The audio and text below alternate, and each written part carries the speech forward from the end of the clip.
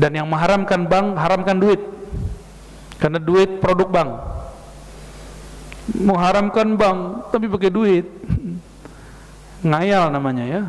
Kalau haramkan bank, tabi'un kaedahnya. Tabi'un apa artinya? Kalau engkau halalkan pokoknya, haramkan juga turunannya. Bank haram, coba sepakati dulu Pak. Bank haram, ayo. Sini duitnya sini. Kartunya sini. Kalau haram, maka semua produk bank haram. Salah satu produk bank apa? Duit. Gawat tuh orang ngomong begitu ya.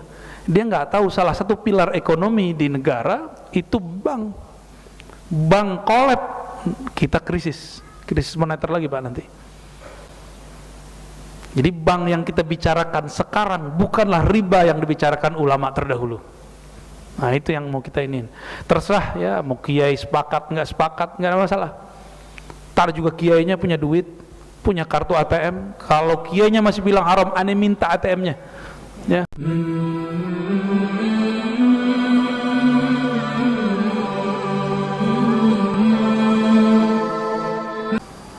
Wazalika binassil Quran, karena itulah nas dari Quran. Allah mengatakan dalam surah Al-Baqarah 185, nanti dicek di rumah, yuridullahu bikumul yusra wa la yuridu bikumul usra.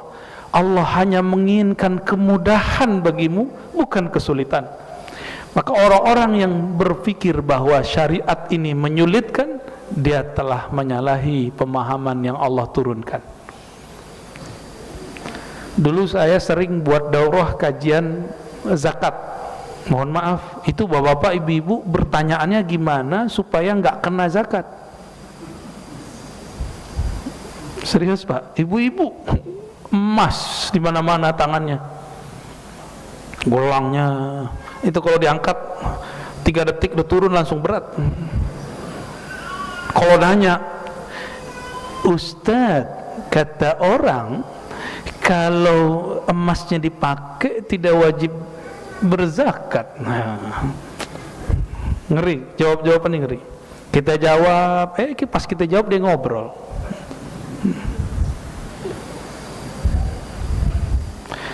Kita sering bertanya, ingin mencari celah. Ini yang nggak benar. Itu Nabi Bani Israel. Bani Israel ketika nanya dulu, diperintahkan oleh Nabi Yuna Musa, ya, sembelihlah sapi. Padahal semua sapi apa aja kan boleh tuh. Nanya lagi, pengen detail, pengen sebenarnya itu dibatalkan, dipersulit lah. Oh nggak ketemu Nabi Musa. Oh, dicari sama Nabi Musa sesuatu yang sesuai perintah dari Allah. Dicari yang nggak pernah dijadiin untuk gembala, warnanya juga safra faqi'ul launuha. Ribet sudah. Musallamatul la syata fiha, nggak pernah dipakai, nggak ada aib. Pusing mereka. Padahal sapi apa aja ambil. Jadi ketika nanti bapak punya guru rohani, diperintahkan amalkan ini, gak usah nanya, amalin aja ya.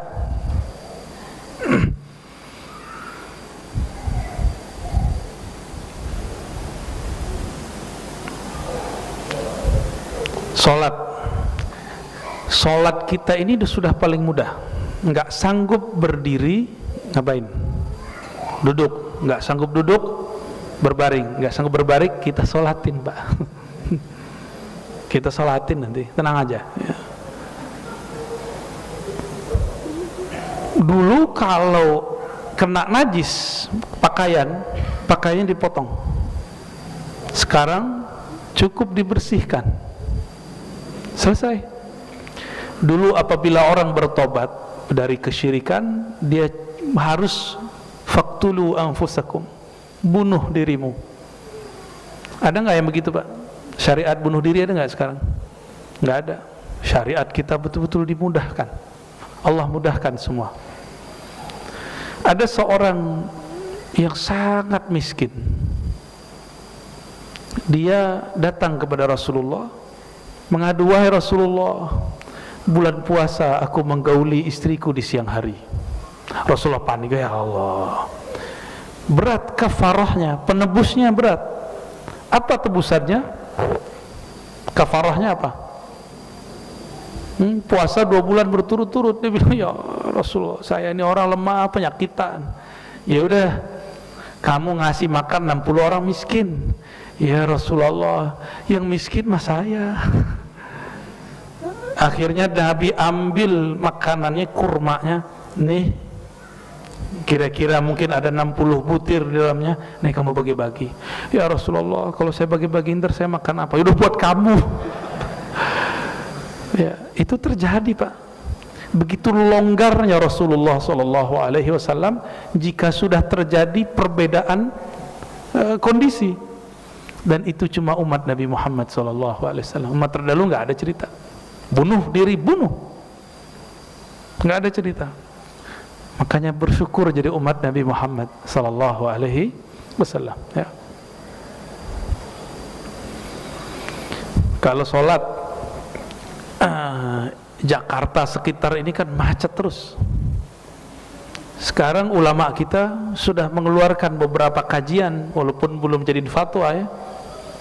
Jika macet yang luar biasa, kita terjebak di jalan, boleh dijamak tapi bukan qasar. Boleh dijamak tapi bukan qasar. Mengikuti qaul Imam Syafi'i bahwa kebolehan menjamak salat karena masyaqqah. Masyaqqah itu kesulitan. Kita kalau kena macet sulit nggak? Dulu jarak, kemacetan apa, kesulitan zaman dulu jarak, kesulitan zaman sekarang mobil nambah, jalan nggak nambah. Ya, gengsi nggak punya mobil, beli mobil. Tiap hari orang beli mobil, jalannya segitu-gitu aja. Ya salam, siap-siap macet.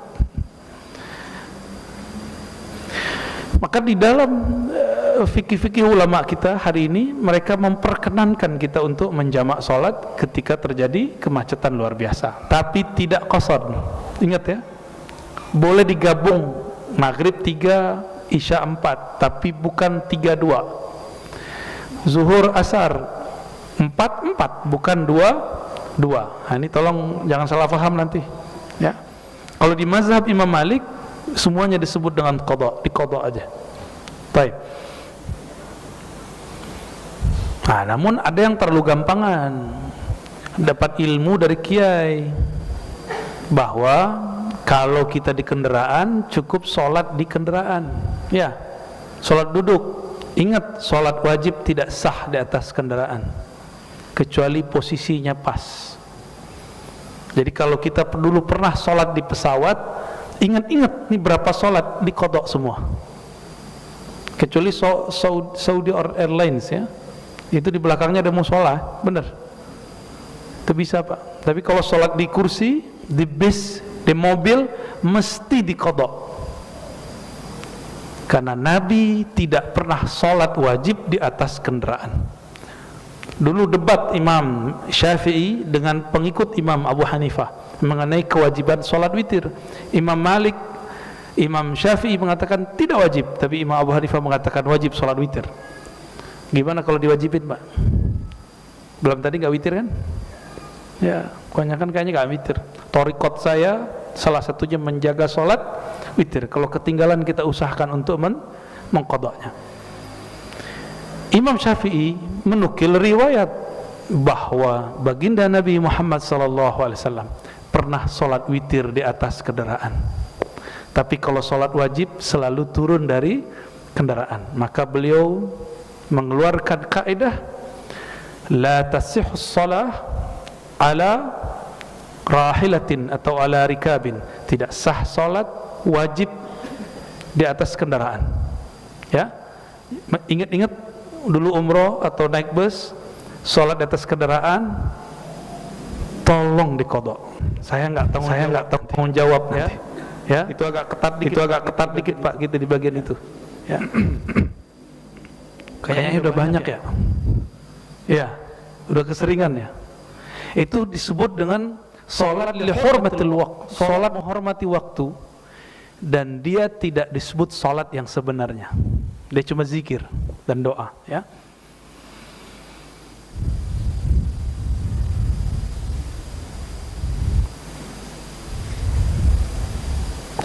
Nabi itu pernah lupa nggak Pak? Pernah. Salah satu berkah umat Nabi Muhammad dibuat lupa dalam sholat. Dalam sholat, bukan lupa dari sholat. Dalam sholatnya beliau ada dua riwayat, satu mengurangi rakaatnya, yang kedua kelebihan rakaat. Dan itu terjadi cuma sekali atau dua kali. Para nabi ini nggak pernah lupa, karena lupa itu dari syaitan. Tapi nisyanul anbiya rahmatun wa barakah, bukan syaitan. Lupanya para nabi itu keberkahan, bukan dari syaitan. Kalau kita lupa seperti yang dikatakan oleh khadamnya Nabi Musa, ya, wa ma ansani, tidaklah aku lupa kecuali karena syaitan yang membuat aku lupa. Tapi kalau nabi lupa, bukan syaitan, tapi nabi lupa karena Allah sedang kasih hadiah buat umat. Sekarang kalau kita kelebihan rakaat, ada caranya nggak? Sujud sawi. Kalau kurang, kita tambah satu rakaat, atau berapa kurangnya kita tambah, nanti kita sujud sahwi. Coba kalau Nabi nggak pernah dibuat lupa oleh Allah. Jadi Nabi lupa itu syariat. Nabi itu buang air kecil selalu jongkok atau duduk. Jadi Nabi dua metodenya. Di rumah beliau itu beliau membuat WC baru, jongkok, duduk ya. Tapi kemudian diriwayatkan oleh Sayyidatuna Aisyah bahwa beliau duduk, jongkok. Di riwayat Abdullah bin Umar ini ngintip Rasul. Jadi Rasul diintip buang air kecil, jadi hadis. Antum kalau diintip jadi hadas. Ini dosa kita. Ya Bu ya. Abdullah bin Umar naik ke atas rumah di Madinah itu sampai sekarang masih banyak, gentengnya nggak ada, dia datar aja. Sekarang baru genteng tuh dari Indonesia tuh dibelinya, ya, nggak tahu eksportirnya mungkin para habaib juga tuh. Ya. Naik ke atas rumah, dilihat Nabi gimana cara buang air kecilnya. Ternyata Nabi buang air kecilnya berdiri. Karena tempatnya sempit, itu banyak sampah. Maka disampaikan oleh Abdullah bin Umar, itu ramai Madinah. Setelah wafat Rasulullah, Abdullah bin Umar buka rahasia itu. Saya pernah ngintip Rasulullah buang air kecil berdiri. Tuh, ngintip dia. Kata Sayyidatuna Aisyah, itu Abdullah bin Umar bohong. Saya nggak pernah nyaksiin Nabi buang air kecil berdiri. Nah, ada dua berita. Satu berita orang di rumah Nabi, satu orang berita di luar rumah Nabi. Maka ketika dua berita ini nyampe, dua-duanya sebenarnya dapat diterima. Tapi biasanya orang-orang ngotot, nggak ada. Dia nggak tahu, dia bilang nggak ada. Jadi sekelas Sayyidatuna Aisyah itu nggak salah ketika ngomong, saya nggak pernah lihat. Bener ya kalau beliau ngomong? Karena memang di rumah Rasulullah beliau selalu menggunakan kursinya atau jongkok. Itu Rasulullah. Maka yang dia katakan, demi Allah saya tidak pernah melihat Rasulullah buang air kecil kecuali jongkok atau duduk. Abdullah bin Umar cerita, ya itu kan di rumah, sedangkan di luar lain cerita. Begitulah ilmu. Banyak kiai sekarang ngomong nggak ada itu, kan banyak sekarang ya. Yang bantah Pak Hashim kali gitu juga. Oke, sudah sering digituin orang, nggak ada itu. Dia nggak tahu, dia bilang nggak ada. Cukup katakan saya tidak tahu. Ahsan. Karena mengatakan la adri itu separuh ilmu. Itu petuah Imam Malik, Imam Syafi'i, imam yang lain. Engkau bilang saya nggak ngerti bab itu, selesai. Ini kajian yang sudah kita tutup, salah satunya kajian tentang ma'rifatur ruh. Ini guru saya bilang dari banyak mursyid nih. Dulu kan diperintah buka, kita buka. Sekarang perintah tutup. Saya kan diperintah aja sama guru-guru kita, masyayikh kita, mursyid kita. Kalau nggak kamu buka, siapa lagi yang buka? Gitu. Sekarang tutup, ya tutup. Maka mau nanya tentang ruh, saya nggak akan jawab. Muka gimana juga jawabnya, saya nggak akan jawab. Ya, memang sudah diperintahkan. Kalau orang bilang gak ada itu, ya dia nggak tahu, nggak ada masalah ya. Nah, beruntunglah yang sebelum-sebelumnya ikut kajian ya Ma'rifatur Ruh. Ya cuma sedikit Allah izinkan buka, dan saya cuma diberikan juga sedikit dari yang sedikit itu, dan malangnya sekarang sudah ditutup lagi ya. Nggak boleh pas saya bahas-bahas itu lagi ntar ya. Jadi tolong jangan tanya-tanya masalah kajian ruh dulu, ntar kita ngaji-ngaji begini aja kita ya. Bismillah, insya Allah.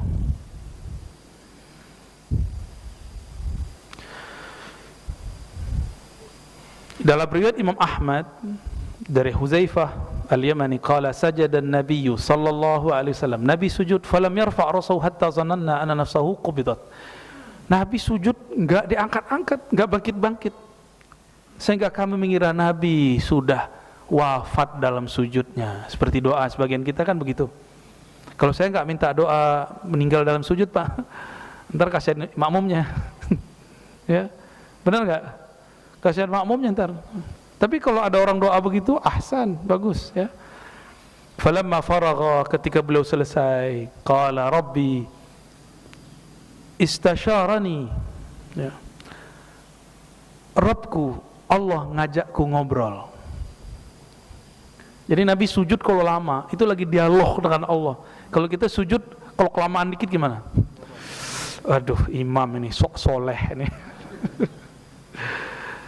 Wa fi wa ahalla lana katsiran mimma shaddada ala man qablana wa lam yaj'al lana min dunya fin harajin falam ajid syukran illa hadhihi sajdah. Lalu beliau mengatakan di dalam hadis itu yang agak lumayan panjang, Allah menghalalkan bagi kita, bagi umat Nabi Muhammad yang dulu diharamkan. Lalu Allah mudahkan urusan-urusan duniawi kita. Falam ajid syukran illa hadhihi sajdah. Maka beliau sebagai tanda bersyukur kepada Allah sujud lama sekali. Jadi sujud syukur itu boleh di luar salat, boleh di dalam salat ya. Ini beliau kan halnya dapat. Nah, kita kan kalau nggak dapat hal itu jangan lama-lama Pak, ntar jadi fitnah ya. Ntar dikira Bapak sudah meninggal. Hadis riwayat Imam Ahmad. Lalu beliau mengatakan, nah ini tahaddus bernikmah. Nabi ini sering memamerkan nikmat karena perintah. Akhir surat Wad-Duha apa lafaznya? Amma bi ni'mati rabbika fahaddits. Terhadap nikmat Rabbmu didahulukan objeknya ni'mati rabbuk, ni'mati rabbik. Seharusnya kan haddits ni'mata rabbik. Sekarang objeknya dimajukan, berarti serius. Terhadap nikmat Allah yang sangat besar, ceritakanlah. Menceritakan bahwa ini kebaikan Allah, bukan karena ini turun ke kita, tapi karena Allah lah yang maha baik. Nah, Nabi Muhammad SAW ya, yaftakhiru bihadhihi ni'mati tahaddusan bi ni'matillah. Begitu kata Sayyid Muhammad, Abu Ya Sayyid Muhammad Alawi Al-Maliki. Nabi berbangga untuk masalah ini. Apa kata beliau? Inni bu'istu bisamhatil hanafiyyah. Aku diutus dengan samhah. Samhah itu kelapangan, hanifiyah dengan kelurusan. Betul-betul gampang. Syariat kita udah gampang sekarang. Ya. Wa yusi bidzalika bu'utsahu wa rasulahu fayaqulu basyiru wa la tunaffiru wa yassiru wa la tu'assiru. Ketika beliau mengutus Abu Musa al-Asy'ari, Sayyidina Ali, Muaz bin Jabal, sahabat-sahabat diutus keluar, itu dikasih 4 kalam. Basyiru, jangan bikin umat takut. Jadi kajian akhir zaman kita enggak boleh bikin rusuh. Kajian akhirat kita nggak boleh bikin umat putus asa. Harus bikin mereka tambah dekat kepada Allah, tambah semangat. Ini tipis-tipis ya. Yang kedua, wala tunaffiru, jangan buat mereka lari dari agama. Ini prinsip untuk para dai. Yang bikin lari biasanya apa? Yang membebani. Jadi dai-dai killer ya, sok-sok galak, guru-guru galak itu di sekolah aja, jangan di majelis. Di majelis yang penting orang nyaman. Nah, tadi saya dapat cerita dari Kiai Abdurrahman, Allah yarham, waliullah Gusmi, ya, qaddasallahu sirrahu, ketika mengganti nama majelisnya Zikrul Laila menjadi Zikrul Ghafilin, yang diundang bukan Gambus sama Hadroh, pak bukan. Yang diundang apa? Grup band. Akhirnya orang-orang yang lalai itu, yang suka nyanyi ini dan itu, ikut ngaji. Bernamalah kajiannya Zikrul Ghafilin, peringatan bagi orang-orang yang lalai. Kontroversi saat itu. Aneh gak Pak? Pengajian yang diundang artis-artis band dari Surabaya. Tuh, orang-orang begitu lebih maju dari zamannya. Nah, sekarang kan saya sempat berani ya bawa beberapa orang-orang band itu ya, kita sejajarkan di depan untuk kajian hikam waktu itu. Ya, sekarang ya skip dulu kajian hikamnya yang malam-malam. Dulu juga jam 2 maka namanya Zikrul Laila, zikir malam, diganti Zikrul Ghafilin, dimajuin jamnya. Sama, kajian hikam kita sebelumnya jam 12 malam, sekarang ditutup dulu Pak. Dan anehnya kita kajian selama pandemi. Alhamdulillah baiknya orang-orang yang ngurusin negeri ini nggak pernah itu pengajian kita dibubarin. Padahal yang ikut ngaji nggak pakai masker Pak. Dingin-dingin, Masya Allah. Ya ini negeri betul-betul banyak rukhsah di dalamnya. Tinggal syukurnya yang banyak ya. Itu yang kedua. Yang ketiga apa? Yassiru. Permudah yang kamu ajarkan, jangan dipersulit. Nah, inilah dibutuhkan kecerdasan rohani dan intelektual bagi seorang guru dan dai, ulama, ngajar umat. Jangan dipersulit. Torikoh itu kan wirid zikir. Zaman dulu belum ada handphone Pak. Belum ada handphone. Saya buat khalwat 10 hari dulu. Mau ditarik handphonenya takut kabur pulang. Ya udahlah, kasih izin buka handphone jam 5 sampai maghrib. Kita buat khalwat dulu, itikaf. Zikir khafi, zikir qalbu.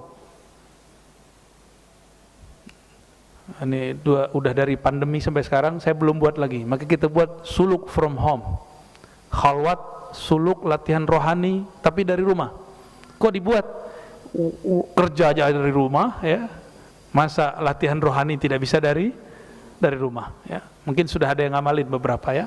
Alhamdulillah, itu berkah itu insyaallah. Nah, yassiru, jadi harus butuh namanya tajdid. Tajdid itu revisi. Setiap masa itu ada metode yang cocok untuk masa itu. Sama-sama namanya zikir Naqsyabandiyah, tapi metodenya harus berubah. Sama-sama Qadiriyah, sama-sama Syaziliyah, tapi harus ada cara yang beda dengan dulu mas sekarang. Di zaman dulu ada nggak kerjaan berangkat pagi pulang sore ngantor, ada nggak? Nggak ada. Zaman dulu nggak ada. Sekarang ada, maka harus disesuaikan metodenya dengan zaman sekarang. Sama-sama thariqahnya disebut thariqah A, tapi cara pengamalannya sudah dimudahkan, disebut tajdid. Dan mujaddid itu akan ada di setiap 100 tahun. Begitu dalam hadis Imam Abu Daud ya. Barangkali ini zamannya sudah mulai dekat, zaman tajdid ya. Wala tu'assiru, jangan persulit. Nah, ngaji, baru ngaji udah ngomong sunnah bid'ah, sulit nggak otak kita? Ya, itu mempersulit Pak. Kajian mengenai diagnosa suatu hukum atau menjelaskan jenis suatu amalan ini sunnah bid'ah, itu otoritas para ulama. Makanya saya katakan tadi di Masjid Puri ya, Puri Cinere, semua orang berhak ngomong agamanya, tapi yang berbicara mengenai hukum agamanya cuma ulama ahli hukum. Gitu. Silakan komentar apa saja. Tapi kalau sudah masuk ke wilayah-wilayah yang ada otoritasnya, jangan sembarangan komentar. Ya. Sebagaimana kita nggak sembarangan mendiagnosa orang punya penyakit, harus datang ke dokter.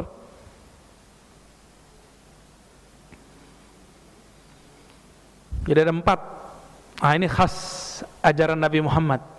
Apa pertama? Basyiru, beri kabar gembira. Atas dasar inilah para ulama kita sering menyebutkan kisah-kisah untuk membuat semangat. Yang kedua, wala tunaffiru, jangan bikin orang kabur, jangan persulit.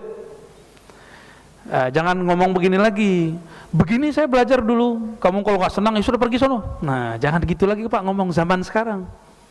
Ini zaman layar sentuh. Tuh. Zaman udah layar sentuh. Zaman dulu pakai apa Pak layarnya? Layar tancap. Sudah beda zamannya. Maka kita nggak boleh lagi saklek kayak dulu. Yang penting anak-anak muda mau ngaji. Saya juga masih muda Pak. Oke, masih muda kan? Nah, jenggotnya masih hitam. Alhamdulillah. Wahadhil qaidah. Nomor 3, yassiru, taisir, dimudahkan. Yang keempat, tidak mempersulit. Ya. Disinilah muncul revisi-revisi dalam metode. Syariat tidak boleh direvisi, tapi fikih boleh direvisi. Apa bedanya? Syariat dari Allah, pemahaman terhadap syariat boleh berubah, tapi syariatnya tidak boleh berubah. Ya. Wa hadhihi al-qa'idatul kubra fi takalifi hadhihi al-aqidati kulliha. Ya. Inilah kaidah-kaidah besar dalam tugas mengajarkan akidah agama ini. Fahiya muyassarah wala usra fiha. Ini justru mempermudah, bukan mempersulit. Ya. Wahiyya tuhilil qalbi alladhi yatazawwaquha bisuhula wal yusra fi akhidhil hayati kulliha. Inilah yang membuat agama ini justru tanpa mempermudah. Ini mohon maaf, zakat yang 10% apa Pak? Zakat tanaman pakai air tadah hujan, bukan irigasi. Kalau irigasi 5%. Kalau hasil dagang pekerjaan bulanan tahunan cuma 2,5%. Sedangkan di syariat Bani Israel itu mau apa aja kerjaannya sampai sekarang 1/10. Makanya sekarang di Prancis beberapa agama-agama itu tempat ibadahnya sepi karena pajak dan asuransinya wajib dibayarkan 50-60%, ditambah 10% lagi jadi 30% sisanya. Mereka nggak mau ke tempat ibadah mereka karena mempersulit. Ya. Nah, itulah alasannya mungkin kita sedih di kota Depok ini masih banyak sekali masjid-masjid karena bingung mau cari dana gimana, akhirnya nadah di tengah jalan. Ya, kita mau salahin siapa? Ini katanya kota-kota religius ya. Ya, semoga sampai ini kepada pemimpin-pemimpin di Depok. Ya, mau ini dibantu nih masjid-masjid biar nggak buka. Malu kita sama agama lain. Bahkan malu kepada Rasulullah sallallahu alaihi wasallam ya. Kalau ada wakil-wakil rakyat tolong diurus itu. Dirapikan masalah itu. Jangan alasan ntar gak ngasih Pak ya, ngasih aja. Itu mereka udah bingung mau buat proposal kemana. Orang sekarang sibuk bikin masjid fisiknya, tapi lupa membangun orang di dalamnya. Nah, ini yang kita sedih.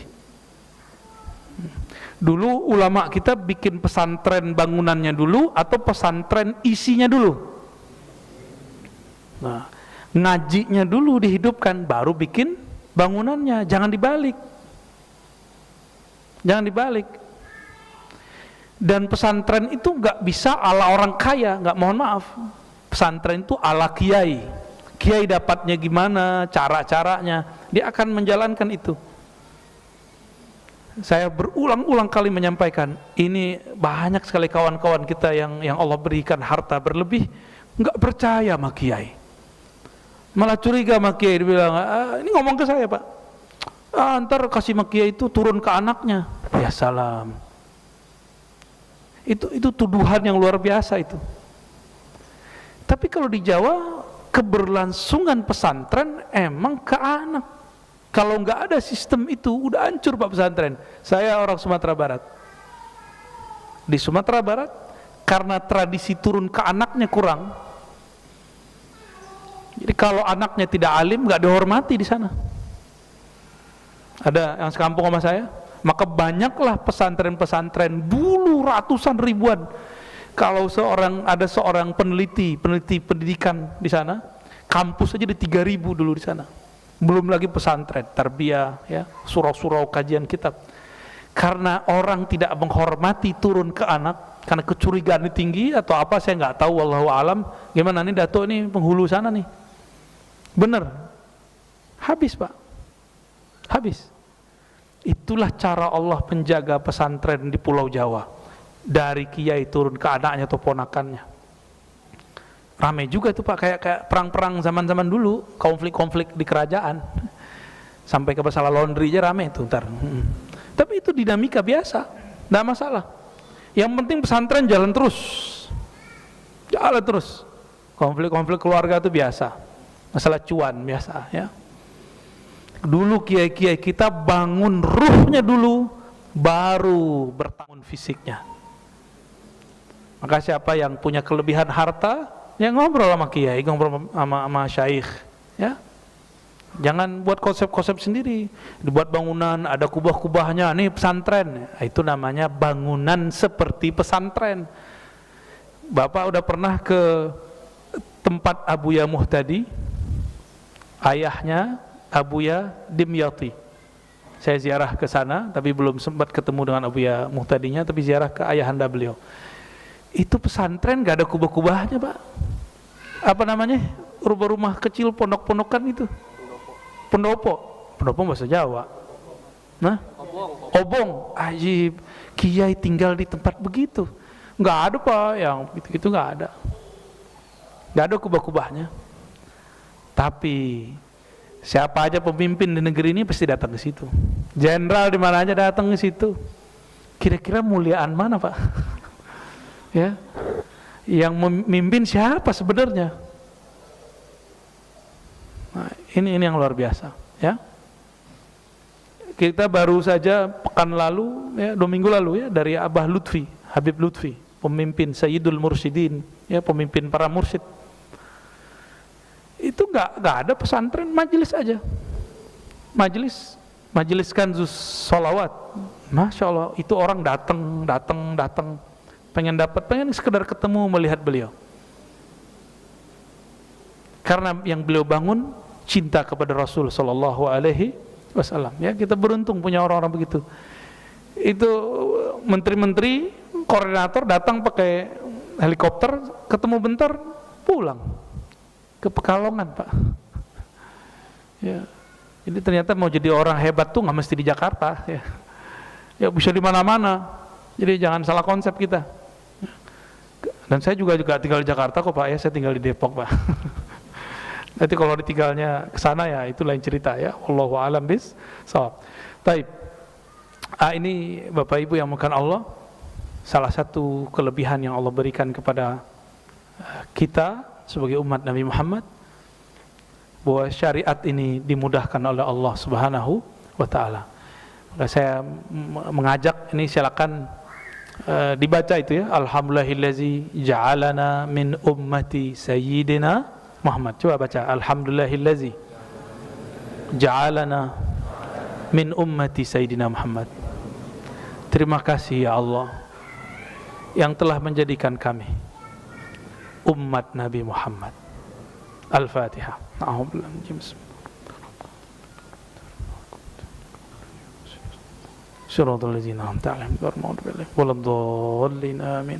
Saya sudah pernah menyebutkan sebelumnya bahwa Nabi Musa pernah meminta ingin jadi nabi akhir zaman.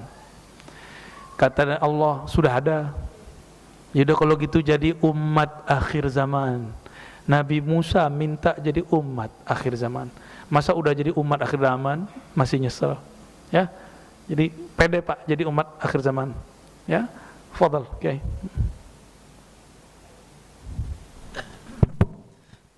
Baik, terima kasih kepada Buya yang telah memberikan ilmunya untuk kita semuanya. Dan sebelum kita tutup, seperti kebiasaan kita ada memberikan kesempatan Bapak Ibu untuk menyampaikan, mungkin karena sudah ada titipan juga Buya ini. Sudah ada titipan, saya akan bacakan Dan nanti saya akan berikan kesempatan dari bapak-bapak satu, dari ibu-ibu satu.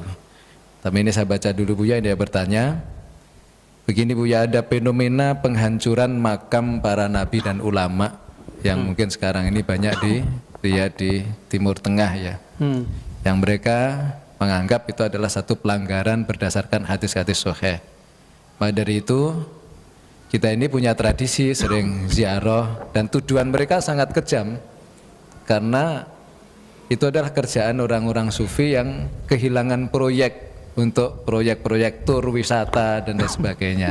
Jahat sekali ya. Maka dari itu ini minta pencerahannya supaya umat tetap bisa takdim kepada para dzurriyyat Rasulullah, kepada para ulama, kepada para wali-wali Allah. Minta penjelasan kepada Buya. Mungkin sebelum saya lanjutkan pertanyaan berikutnya, barangkali biar langsung dijawab ya. Langsung jawab ya. Bismillahirrahmanirrahim.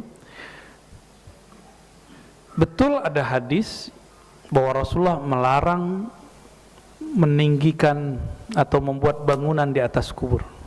Naha anil bina alal qabr ya. Rasulullah melarang ada bangunan di atas kubur. Saya dulu mengira hadis ini umum. Dan sempat ya dulu kan kita juga sama Pak, mantan juga ya. Aduh kalau ngelihat kuburan ada bangunan itu kayaknya pengen ngambil kapak itu mau ngancurin. Itu memang udah dari sono. Dan yang pertama kali seingat saja melakukan itu di kalangan kekhalifahan Bani Abbasiyah namanya Al-Mutawakkil. Beliau ini nggak senang Ahlul Bait, apalagi masalah kubur. Maka kuburan Sayyidina Al-Husain di Karbala itu dia datarkan, dia ratakan. Itu sebabnya Imam Ahmad juga nggak senang sama beliau. Ya. Kita bukan Rafidah, tapi juga bukan Nasibah. Nasibah itu yang menghina zuriat Rasulullah Sallallahu Alaihi Wasallam. Lalu sempat pusing lama juga tuh ya. Ternyata kita kurang membaca karya imam kita, yaitu Imam Syafi'i. Imam Syafi'i punya kitab namanya Di bagian bab jenazah, beliau menjelaskan tentang masalah persoalan bangunan di atas kuburan. Apa penjelasan beliau? Betul dilarang jika tanahnya tanah wakaf umum. Kalau wakafnya bersyarat, wakafnya wakaf keluarga, wakafnya wakaf milik pesantren, wakafnya mungkin dari pendiri dan dia bersyarat, saya wakaf nih masjid, tanahnya, tapi nanti tolong kuburkan saya di situ. Berarti wakafnya bukan wakaf umum di bagian tidak dikuburkan. Ya, yang umum seperti pemakaman umum itu nggak boleh buat. Benar, nggak bolehnya makruh, bukan haram. Jadi an-nahyu lit-tahrim. Jadi larangan itu ada dua, ada al-karahiyah hanya sekedar dibenci, ada yang lit-tahrim. Ya, karah itu lit-tahrim, ada yang karahiyah aja, ya. Mendekati kepada keharaman, ada yang biasa aja. Imam Syafi'i paling mengerti karena beliau zamannya dengan Nabi tidak berjauhan. Beliau menjelaskan hadis ini khusus untuk tanah pemakaman umum. Nanti silakan dicek di kitab Al-Um. Ya. Berarti kalau tanah keluarga boleh nggak? Dulu yang bangun-bangun ma'had, pesantren, masjid-masjid itu mereka yang punya. Dan mereka bikin syarat.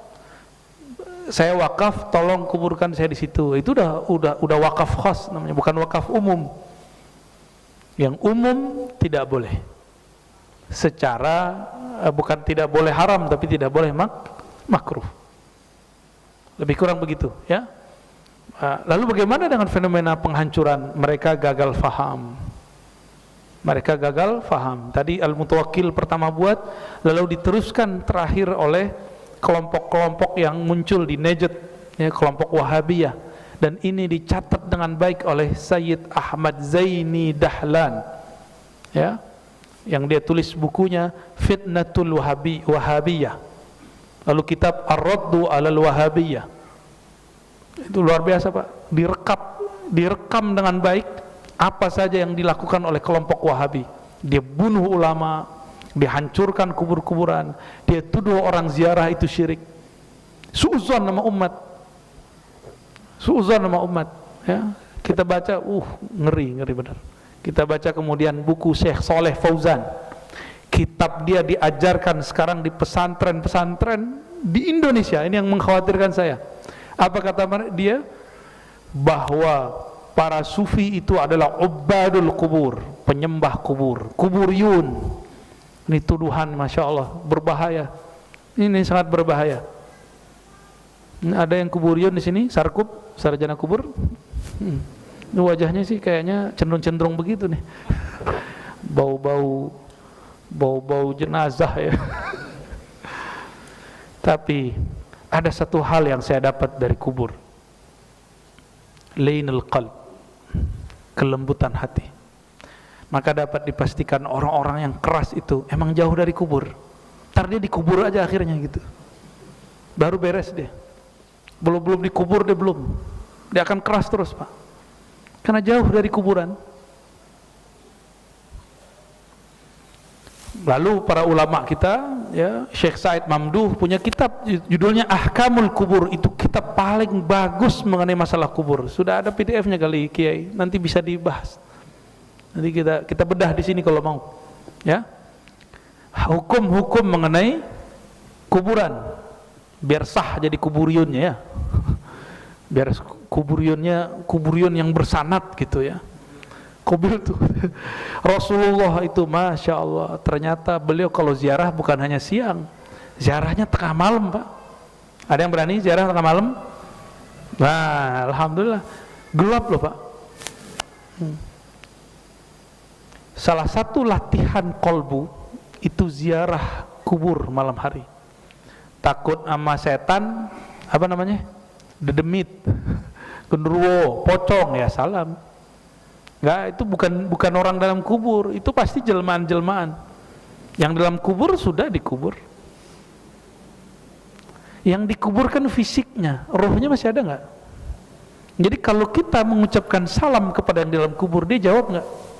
Jawab. Nabi sendiri yang ngajarin, jika engkau idza maraltum, ya, jika kamu lewati kubur bil maqabir, faqulu, katakanlah assalamualaikum ya ahla diyaril mu'minin, atau assalamualaikum ya ahlal kubur. Paling gampang, salam atas kalian wahai penduduk kubur. Itu Bapak kalau baca salam Pak, mereka jawab.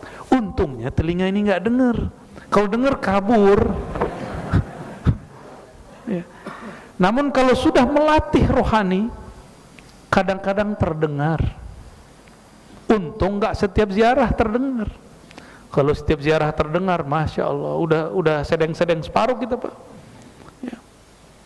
Lagi duduk begini, dengar ada orang yang lagi disiksa di situ, kan repot Pak. Jadi nikmat yang Allah berikan kepada umat ini adalah Allah tutup kasyaf. Maka jangan minta kasyaf banyak-banyak, tahu kasyaf? Dibukakan alam gaib. Ini nikmat, kita tidak bisa melihat alam gaib. Maka saya senang nggak bisa baca isi hati orang, terus saya lebih senang. Karena kalau bisa baca isi hati orang, repot. Jadi plong, cuek bebek. Orang mau punya ilmu santet, ilmu apa, saya cuek aja Pak. Salaman, itu kan macam-macam. Ada yang mindah-mindahin ilmu aneh-aneh lewat salaman. Kita cueknya husnuzon, dengan husnuzon Allah jaga. Insya Allah.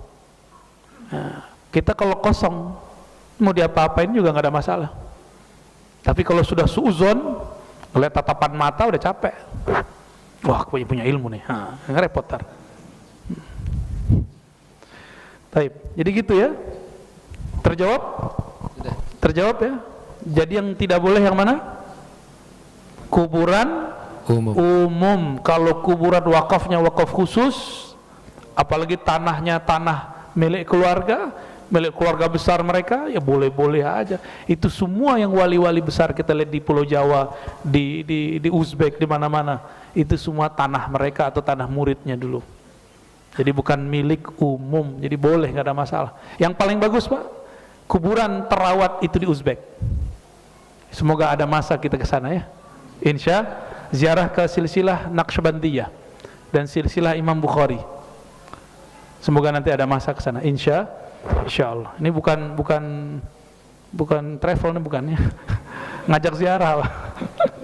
Ya, top. Baik, terima kasih. Bapak-bapak, ada satu orang mungkin yang mau bertanya kepada Buya. Oh, baik. Assalamualaikum warahmatullahi wabarakatuh, Bu ya. Mungkin di luar tema, Bu ya. Mungkin zaman sekarang kan kita pembayaran lewat e-commerce ya, Bu ya. Ada GoPay, saya sebut namanya, ada GoPay, OVO segala macam. Itu hukumnya apa ya, Bu ya? Saya masih ada bilang goror atau apa segala macam. Mohon penjelasan, Bu ya. Assalamualaikum warahmatullahi wabarakatuh. Assalamualaikum. E-commerce atau sejenisnya ya.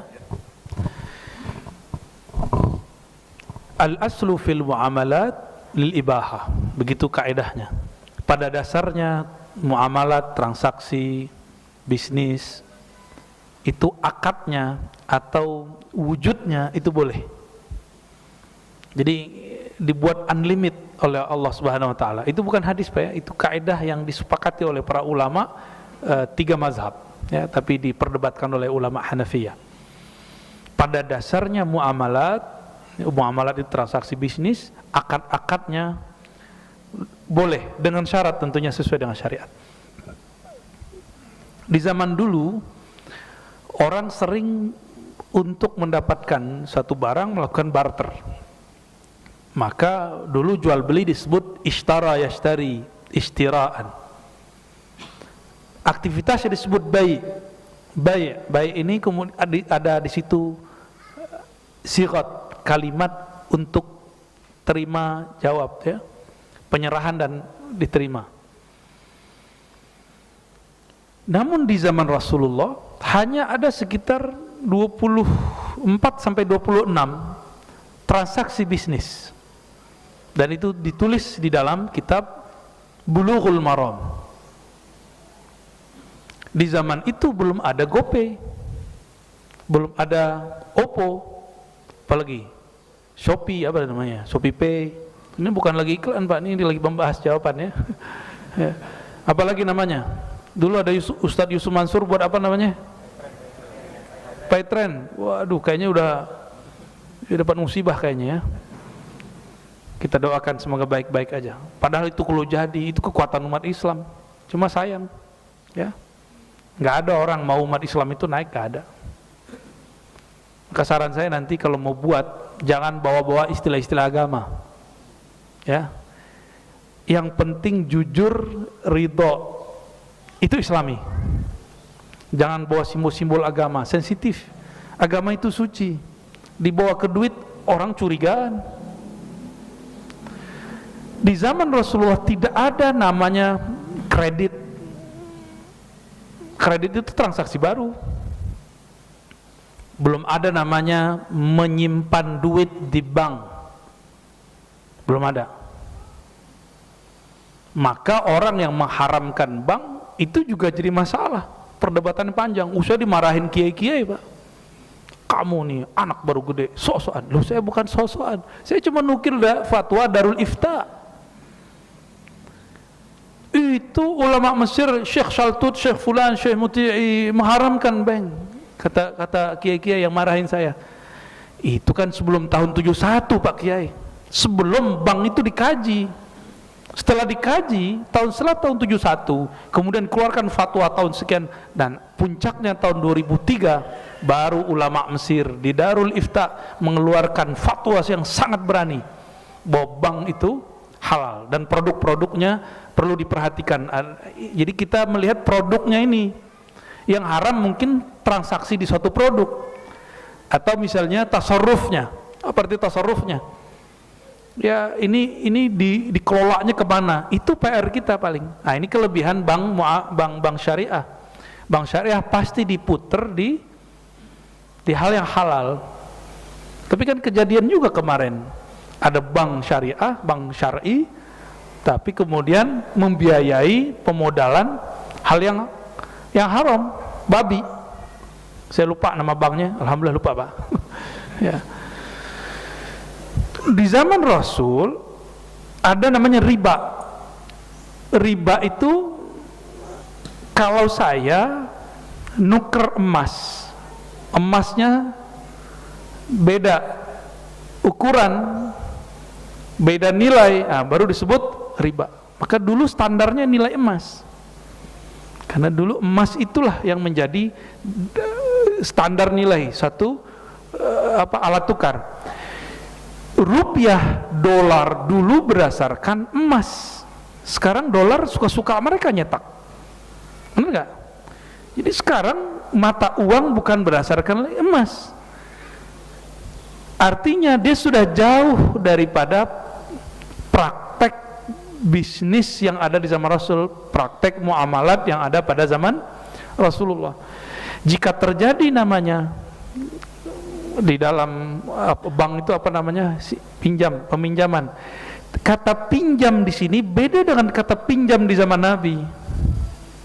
Di zaman Nabi saya nih minjem ke Kiai Abdurrahman, telat bayar, kata Kiai ini belum menjadi Kiai misalnya. Besok ente kalau nggak bayar 2 kali lipat, itu riba namanya. Itu yang disebut riba. Sekarang itu orang sebut minjem, tapi dia bukan minjem, Pak. Itu namanya pemodalan. Jadi memberi modal beda dengan pinjam. Ini hasil kajian daripada ulama di Darul Ifta Mesir. Saya cuma nyampein doang, biar jadi bahan juga kita, karena fatwa itu tidak suci. Yang suci cuma Al-Quran dan hadis-hadis yang mutawatir. Hadis-hadis yang sahih pun masih dikritik, apalagi cuma fatwa. Dan saya berkali-kali sampaikan, 2003 ulama Darul Ifta mengeluarkan kehalalannya, kita 2004 baru mengharamkannya. Ya, waktu itu belum muncul kayak e-commerce yang muncul kayak sekarang, belum ada seperti Dana, ya, belum ada GoPay dan segala macam. Ini sudah berbeda dengan yang ada dulu. Maka ulama kita ngambil satu aja, antarodin. Yang penting ridho. Yang penting ridho. Apakah setiap bunga itu berarti riba? Belum tentu. Riba. Jadi hati-hati, saya tidak pernah menghalalkan riba. Riba haram mutlak. Ya, riba haram mutlak. Itu syariat. Yang ada sekarang, pemodalan yang ada sekarang di bank atau e-commerce itu segala macamnya, itu dulu belum pernah ada di zaman Rasulullah. Selama dia ada kejujuran di dalamnya, ada transaksi yang jelas di dalamnya, dan sudah ada hukum yang menaunginya, sudah kita katakan halal, insya Allah, ya. Dan kita pulangkan nanti ke ahli-ahli hukum muamalat, ya. Saya berbicara ini dari sisi usulnya sebenarnya, usul fikihnya, ya. Barangkali itu. Dan ini akan beda terus, Pak. Akan beda terus. Insya Allah kita nikmati perbedaannya. Dan yang mengharamkan bank, haramkan duit. Karena duit produk bank. Mengharamkan bank tapi pakai duit, ngayal namanya, ya. Kalau haramkan bank, tabi'un kaedahnya. Tabi'un apa artinya? Kalau engkau halalkan pokoknya, haramkan juga turunannya. Bank haram, coba sepakati dulu, Pak. Bank haram, ayo. Sini duitnya sini. Kartunya sini. Buat saya aja. Gimana? Haram gak? Kalau haram, maka semua produk bank haram. Salah satu produk bank apa? Duit. Dan yang paling ngaco orang ngomong, ayo kosongkan rekeningmu, tutup rekeningmu. Ini gawat tuh orang ngomong begitu, ya. Dia nggak tahu salah satu pilar ekonomi di negara itu bank. Bank kolab, kita krisis moneter lagi, Pak, nanti. Jadi bank yang kita bicarakan sekarang bukanlah riba yang dibicarakan ulama terdahulu. Nah itu yang mau kita iniin. Terserah ya, mau kiai sepakat nggak ada masalah. Tar juga kiainya punya duit, punya kartu ATM. Kalau kiainya masih bilang haram, aneh minta ATM-nya. Ya. Oh kita banknya syariah. Ya saya termasuk penyokong bank syariah, walaupun belum 100% syar'i. Dan saya di bank syariah 2 Pak. Sekarang BSI mah, satu lagi Muamalat. Yang kita sebut aja. Ya. Kita ngambil. Cuma satu saya ngambil bank milik negara BUMN yang umum. Karena saya sokong. Itu pun ATM-nya nggak bisa lupa PIN-nya Pak. Ya. Ala kulli hal teman-teman semua, sahabat-sahabat semua, buka pikirannya. Ya, jangan kemudian menyamakan istilah dulu dengan sekarang, itu beda jauh. Baik, ini panjang Pak, nanti kita bahas lebih kencang lagi ya. Tafadhal. Baik, mungkin satu ibu-ibu mohon dibantu mic-nya. Satu terakhir karena sudah 1,5 jam ya. Baik, insyaallah nanti bulan depan kita lanjutkan. Bismillahirrahmanirrahim. Assalamualaikum Buya. Assalamualaikum. Izin bertanya, ini kebetulan saya berbisnis dari rumah Buya. Saya ingin bertanya bagaimana hukum Islam, aturan-aturannya untuk wanita yang berbisnis. Lalu kemudian bertanya lagi, bagaimana Buya biar hati kita ini selalu istiqomah ingat sama Allah dan Rasulullah, dan amalan apa yang harus kita lakukan setiap hari. Terima kasih. Wassalamualaikum warahmatullahi wabarakatuh. Perempuan berbisnis yang paling cepat teringat siapa? Sayyidatuna Khadijah. Bahkan di zaman Rasulullah ada seorang perempuan dicerai suaminya, atau ada yang meninggal suaminya, dia harus menghidupi keluarganya. Ya, maka dia kerja di tempat bekerja. Ada yang kerjanya di ladang, ada yang kerjanya di mana, di pasar. Itu mereka kerja. Lalu bagaimana dengan hukum fikih yang menyebutkan kalau perempuan yang sedang iddah ya tidak boleh bersolek segala macam? Maksudnya itu yang tabarruj jahiliyah. Tabarruj ini kan 2. Tabarruj jahiliyah, bergaya-gaya jahiliyah, buka aurat, ya. Pakaiannya yang nggak senonoh gitu, itu maksudnya. Sedangkan kalau masih layak, masih patut, masih nggak ada masalah, dia tetap bekerja. Misalnya suaminya meninggal, dia PNS, ya, cuma berduka berapa hari, ya harus berangkat lagi, tetap pakaiannya pakaian biasa. Tapi saya punya dosen dulu, suaminya meninggal, dosennya wajahnya lumayan. Selama iddah itu dia emang nggak pakai make up sama sekali. Itu pilihan dia, itu pemahaman dia. Tapi kita juga punya seorang bunyai, alim juga, beliau tetap pakai tapi yang pantas, sekedar merawat wajahnya. Ya, nah, silakan diikuti mana yang pas ya. Jadi untuk perempuan yang berbisnis, lakukan terus ya. Apalagi sekarang berbisnis bagi umat akhir zaman sangat mudah, semuanya ada di genggaman. Benar. Ya. Bagaimana dengan interaksi lawan jenis? Interaksi lawan jenis selama tidak terjadi ikhtilat. Ikhtilat ini terbagi 2, ada ikhtilat yang haram, ada yang ikhtilat yang mubah. Ikhtilat yang halal ini sekarang ini ikhtilat juga, cuma sono akhwatnya, sini ikhwannya. Ketika di pasar ikhtilat nggak? Ikhtilat, tapi kan tidak kemudian seperti di bar. Nabi SAW ketika beliau diundang pernikahan disambut oleh perempuan, hadis Bukhari dan Muslim. Perempuan yang nyambut, berarti ada ikhtilat gitu, yang nyambut perempuan, tapi ikhtilatnya yang mubah. Perempuannya tutup aurat, ya mereka sopan, mereka juga pengen ketemu Rasulullah kok, gitu, yang pantas aja, yang pantas. Jadi jika emang harus bertemu lawan jenis, lakukan sepantasnya, semaklumnya ya. Dan kita sudah tahu batas-batas itu semua. Dan yang terakhir mengenai bagaimana cara istiqamah agar ingat Allah dan Rasulullah SAW. Untuk istiqamah itu bahasa Arab artinya berusaha menuntut diri supaya tetap qiyam, teguh, dan itu butuh bimbingan, nggak mungkin sendiri. Jika tidak punya guru mursyid, maka carilah teman komunitas yang mereka punya kesepakatan untuk beramal satu amalan.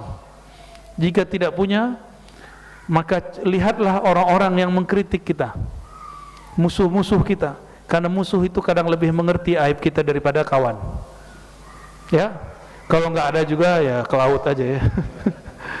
Ya, itu caranya supaya istiqomah ingat Allah Subhanahu wa taala. Tapi cara paling cepat itu berguru, bermursyid.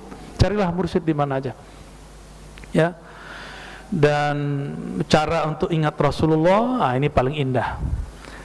Pelajari sunnah Nabi harian mulai dari bangun tidur sampai tidur lagi. Ini pesan dari salah satu guru kita, Al-Habib Ali Al-Jufri. Awal datang ke Indonesia, datangnya ke Depok. Ya, saya ketemu di Depok, di salah satu hotel dulu. Dan ada acara ya semacam Stadium General, dan kita mendengarkan dan kita minta ijazah dari beliau. Dijelaskan beberapa riwayat hadis Nabi SAW, dan beliau mengajarkan masalah jika engkau ingin bertemu Rasulullah atau ingin dekat ingat kepada Rasulullah, maka pelajarilah adab-adab Rasulullah dari awal bangun sampai tidur lagi. Maka seakan-akan kita akan melihat nur Nabi di mana saja. Ya. Kalau saya tambahkan, jadi guru saya salah satunya yang mengijazahkan Thariqah Syaziliyah, aurat-auratnya, maka amalan wirid Syaziliyah kita di Ribat itu kita ambil dari beliau. Jadi yang menuduh saya bahwa saya tidak ada ijazah Syaziliyah, ya itu biarin aja dia menuduh ya. Saya dapat ijazah auratnya. Untuk khalwat, untuk talqin zikir kita menggunakan Thariqah Naqsyabandiyah, Khalwatiyah, Qadiriyah. Itu yang diijazahkan dan ijazahnya ada ya. Tapi untuk Syaziliyah kita dari Syekh Abdul Rabb Nazari. Apa kata beliau kepada kami? Sebenarnya alam semesta ini adalah pancaran dari nur Nabi Muhammad sallallahu alaihi wasallam. Maka kamu memandang ke siapa saja, ke benda apa saja, di situ ada nur yang memancar. Inilah kalam Abul Abbas Al-Mursi, gurunya Ibnu Athaillah As-Sakandari. Apa kata beliau? Jika aku tidak memandang Rasulullah sesaat saja, aku kafir. Karena beliau memandang kemana aja, di situ dia lihat ada nurnya Nabi Muhammad sallallahu alaihi wasallam. Ini cara pintas. Kalau yang Al-Habib Al-Jufri, amal, adab dari awal bangun sampai tidur. Kalau Syekh Abdul Rabb An-Nawari, apa kata beliau? Pandanglah semuanya terpancar dari nur Nabi Muhammad sallallahu alaihi wasallam.